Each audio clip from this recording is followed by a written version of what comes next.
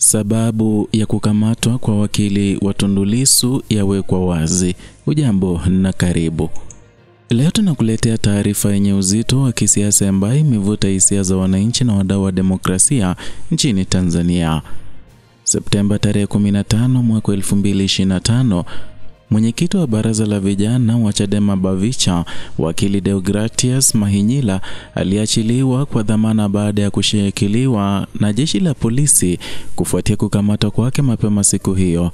Mahinyila alikamatwa katika viunga vya mahakama kuu masjala ndogo jijini Dar es Salaam akiwa pamoja na kundi la makada wa chama hicho waliokuwa wakifuatilia kesi zinazohusu chama na wanachama wenzao. Kwa mujibu wa taarifa kutoka kwa vyombo vya habari vya ndani, Mahinyila na wafuasi wake walikamatwa kwa tuhuma za kufanya fujo na kuleta vurugu ndani ya viwanja vya mahakama. Tukio hilo liliibua mijadala mikali mitandaoni, wafuasi wa upinzani wakitafsiri kama ishara ya kuendelea kuzimwa kwa sauti ya viongozi wa upinzani. Baada ya muda wa mahojiano na polisi, Mahinyila aliachiliwa kwa dhamana na kupewa masharti ya kuripoti tena kituo cha polisi cha Kati kesho Septemba tarehe 16.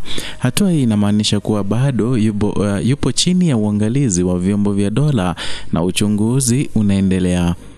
Hata hivyo, upande wa utetezi umesisitiza kuwa kukamatwa kwake kulikuwa ni hatua isiyo na msingi na kwamba hakuna fujo zozote zilizofanywa na kundi hilo.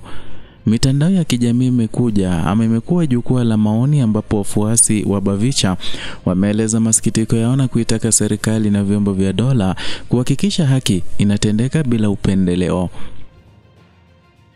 Baadhi ya wachambuzi wa masuala ya siasa wamesema tukio hili linaonyesha changamoto kubwa katika mahusiano kati ya vyama vya upinzani na vyombo vya dola, hali ambayo imekuwa ikijirudia mara kwa mara, hasa kesi zinapohusu viongozi wa upinzani.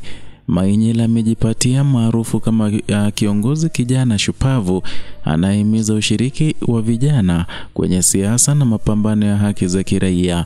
Kuachiliwa kwake kwa dhamana kumeleta afueni kwa wafuasi wake, lakini pia kumeweka macho wananchi wengi kuelekea kesho ili kuona hatima ya uchunguzi huo itakavyokuwa. Hali imeibua tena mjadala mkubwa kuhusu nafasi ya vijana katika siasa za Tanzania na namna mifumo ya kisheria inavyoshughulikia masuala yanayowahusu. Tukio la leo limeongeza shinikizo la kuhitaji uwazi zaidi katika kushughulikia kesi zinazogusa wanasiasa ili kuepusha kuzorota kwa imani ya wananchi katika taasisi za haki.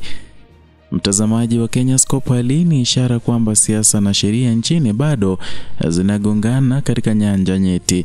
Tutaendelea kufuatilia kwa karibu kile kinachojiri kesho na kukujuza bila kuchelewa. Usisahau kulike video hii, kusubscribe na kuwasha kengele ili usipitwe na matukio yanayogusa mustakabali wa taifa. Hii ni Kenyascope na tunakuletea ukweli na uchambuzi wa kina bila kupendelea upande wowote.